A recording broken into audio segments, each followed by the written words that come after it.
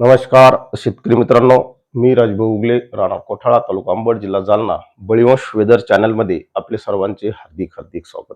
मित्रांनो, आज 25 जून 2026 आपण प्रशांत महासागरातली भूमिका काय आहे, अल्निनो कुठल्या स्थितीत आहे आणि या अल्निनोचा आपल्या साऊथ वेस्ट मान्सूनवर काही परिणाम होतोय का का झाला आहे, या सर्वांची माहिती आपण पाहणार आहोत.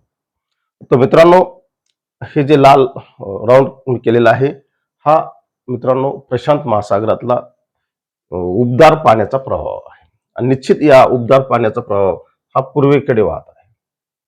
त्यामुळे मित्रांनो, पर्यायाने आपल्या भारताकडे म्हणावा तितकासा बाष्प पुरवठा होत नाही आणि म्हणून अगदी 21-22 जून पर्यंत, ही 21 जूनचं मित्रांनो चित्र आहे. 21 जून पर्यंत राज्यासह देशात पावसाची प्रचंड तूट आपल्याला जाणवली. आजही 42% पाऊस हा आपल्या देशामध्ये कमी आहे. महाराष्ट्रात सुद्धा मोठ्या प्रमाणात तूट ही आपल्याला दिसून येत आहे. याचं एकमेव कारण असेल तर ते प्रशांत महासागर. हा प्रशांत महासागर जगातला सर्वात मोठा समुद्र आहे. 40% याच्यातला भाग, समुद्राचा भाग त्याने व्यापलेला आहे. मित्रांनो, हा इक्वेडोर नावाचा देश आहे, इक्वेडोर. त्यानंतर इथं चिली देश आहे. या भागात पेरू एक देश आहे आणि या भागातलं जे उबदार पाणी, हवा या ठिकाणी मोठ्या प्रमाणावर वर जाते आणि तिकडली हवा, बाष्पयुक्त हवा, याला आपण व्यापारी वारे म्हणतो, ते या देशाकडे वाहतात आणि पर्यायाने आपल्या भागातला पाऊस कमी होतो.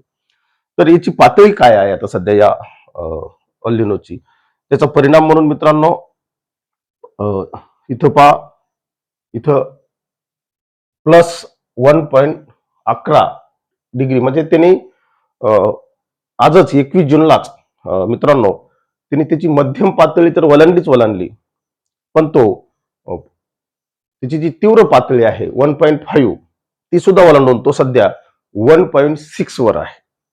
लक्षात घ्या, 1.6 या पातळीवर हा अल्निनो पोहोचलेला आहे आणि लवकरच मित्रांनो जुलैमध्ये तो सुपर अल्निनोकडे वाटचाल करणार आहे.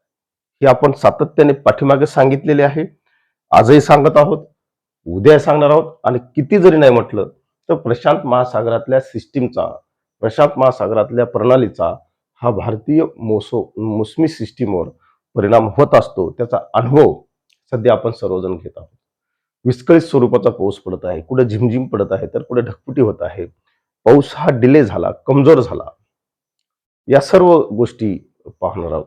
या आयोडीचा प्रभाव कमी करण्यासाठी काही महत्वाच्या घटना भारतीय हिंदी महासागरात घडत असतात, तिची माहिती आपण या ठिकाणी पाहणार आहोत. तर मित्रांनो, हिंदी महासागरातला आयोडी, जो आपण याला हिंदी महासागरातला बादशाह म्हटलेला आहे, हा आयोडी मित्रांनो, आयोडी इंडेक्स काय सांगतोय तिची आपण माहिती पाहू.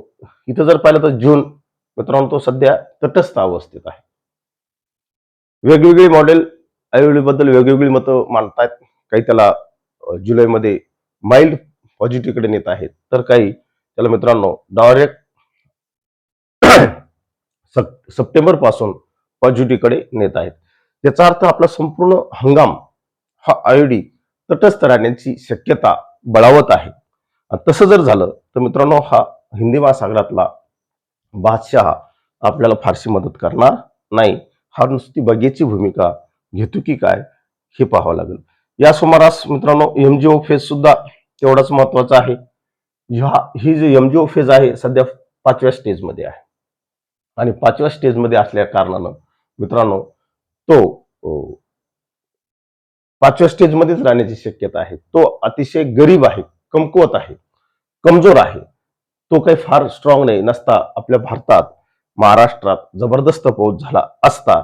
या सर्व पार्श्वभूमीवर मित्रांनो आणखी काही महत्वाच्या घटना या आहेत. प्रशांत महासागरातला हा पश्चिम प्रशांत महासागर आहे मित्र, कारण प्रशांत महासागर, पॅसिफिक महासागर हा जगातल्या सिस्टीमवर परिणाम करतो, हे सर्वश्रुत आहे. या ठिकाणी दोन महत्वाच्या प्रणाल्या विकसित आहेत. या दोन प्रणाल्या मित्रांनो, दक्षिण चीन समुद्रामध्ये एक आहे, ही प्रशांत महासागरातल्या पश्चिम, ज्याला आपण इंडो पॅसिफिक महासागरात सिस्टीम चालू आहे. आणि या आपल्या भारतीय समुद्रामध्ये ज्या सिस्टीम आहेत त्यांच्यापेक्षा निश्चित स्ट्रॉंग आहेत. त्यामुळे आपल्या भारतीय हिंदी महासागरातलं बाष्प या सिस्टीमकडे पुन्हा एकदा जाते की काय, अशी एक भीती मनात निर्माण झालेली आहे. आणि त्यामुळे पुन्हा एकदा आपला साऊथ वेस्ट मान्सून कमजोर पडतो की काय, ही एक भीती आपल्याला नाकारता येत नाही.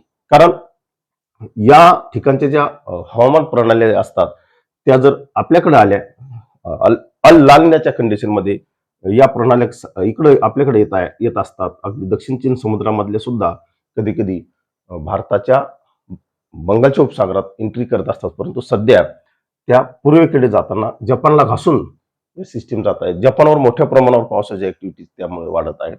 या सर्व पार्श्वभूमीवर आपला साऊथ वेस्ट मान्सून आणखी डिले पडतो की काय, अशी एक शक्यता. कारण सध्या तरी महाराष्ट्राचा जर आपण विचार केला तर अनेक जिल्ह्यामध्ये समाधानकारक पाऊस झालेला नाही. विशेषतः दक्षिणेकडील धाराशिव असेल, सोलापूर असेल, लातूर असेल, या भागात पावसाच्या ऍक्टिव्हिटीज कमी आहेत. परंतु मित्रांनो, येणाऱ्या 1-2 दिवसामध्ये या ठिकाणी ऍक्टिव्हिटीज वाढताना आपल्याला दिसत आहेत. त्या निश्चित वाढतील. पण त्याही मित्रांनो, मध्य प्रदेशला लागून असणारा जो अमरावती विभाग आहे, त्या विभागात त्या ऍक्टिव्हिटीज वाढतील आज आणि उद्या.